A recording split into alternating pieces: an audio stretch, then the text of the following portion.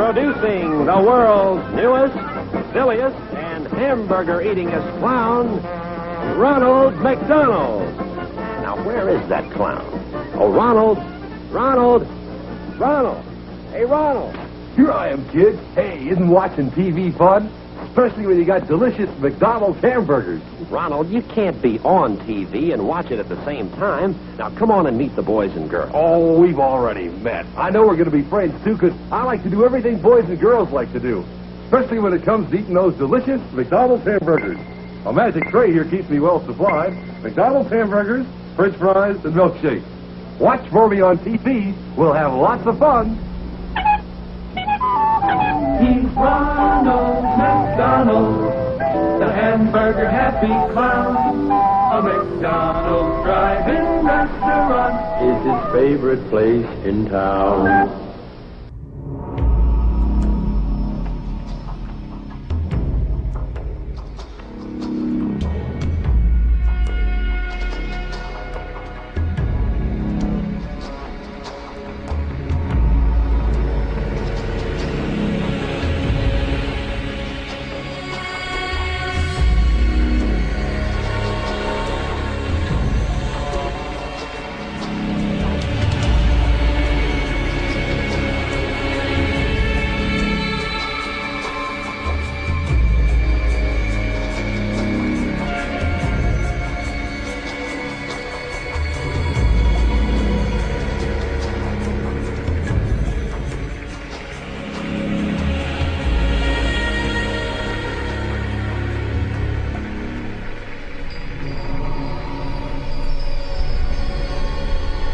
You got 9 letters in the word McDonald's, and I decided to split that up into pyramid numerology. So you've got 1, 2, 3, 2, 1. Split the word up, do you know what I mean, into a step kind of structure. And I think you have this on your blog, isn't it right? So people tuning in can take a look at that.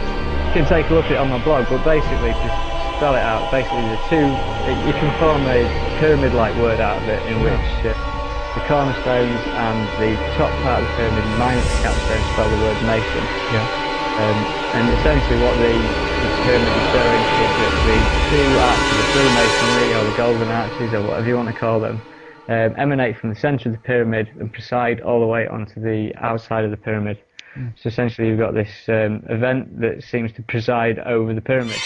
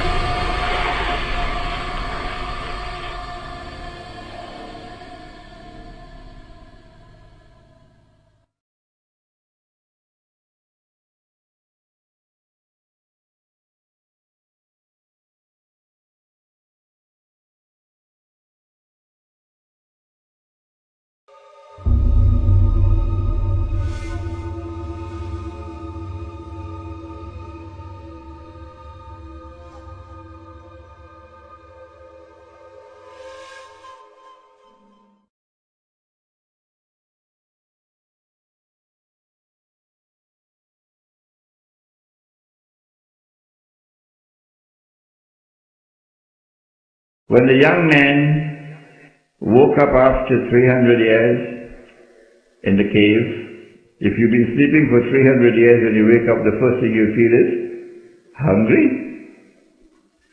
So they sent someone to buy some food, and they gave him instructions. فَلْيَنْظُرْ أَيُّهَا أَزْكَى طَعَامٍ. Go search for that food which is purest. Meaning that you are living in a world in which food is constantly corrupted and contaminated. Because food is increasingly corrupted. You're eating and you know it has some pork in it. Because they've concealed it very carefully. And once the pork got inside there, the angel ain't gonna come to you.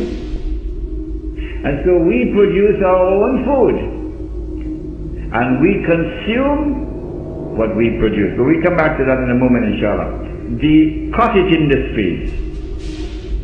An effort would be made to encourage beyond the agricultural base of the village. The agricultural base of the village is the base of the economy. But beyond that agricultural base, the village would encourage cottage industry.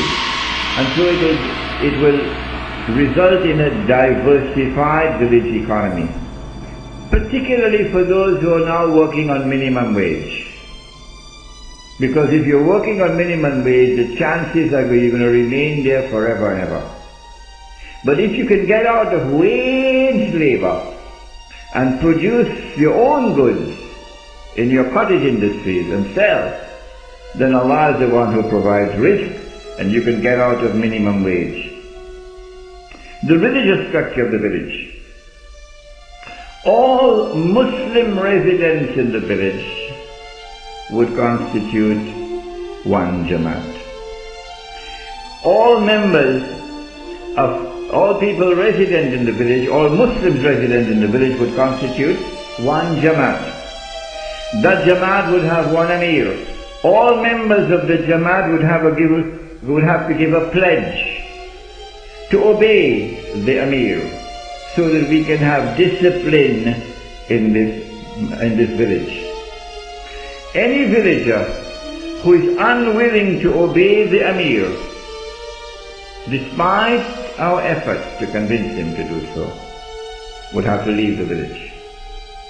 And so the lawyers are going to have to work out the legal system that will make it possible for us to remove him from the village.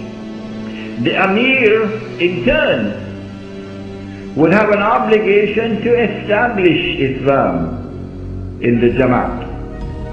It is not sufficient for us to be preaching Islam. Lecture after lecture after lecture after lecture. Man, we're tired hearing you, man. Why don't you establish this thing? You're talking. Why don't you establish it? And so the Emir will have an obligation to establish Islam in the village.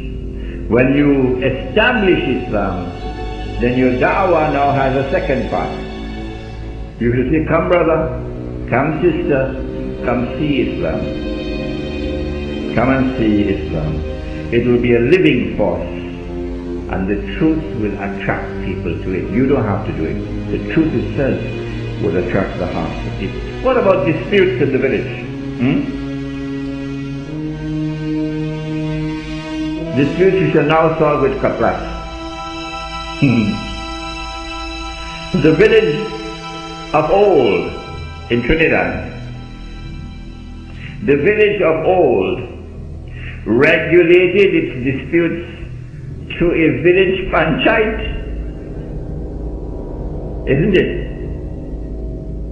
So why do you want to come to attack us now if we want to bring back the panchayat? It's only Lloyd Best who could do it, and we can't do it.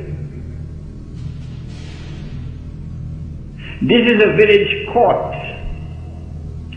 and it works only to the extent that villages respect it and villages are willing to submit to its decisions.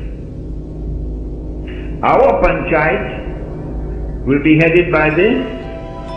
In Trinidad they call it Qadi. The correct pronunciation is Qadi. And Haji Ruknuddin, rahimahullah, was Qadi, wasn't he? That is the village judge. So the village panchayat would be headed by a village Qadi or Qadi, who would decide all disputes in accordance with the Sharia.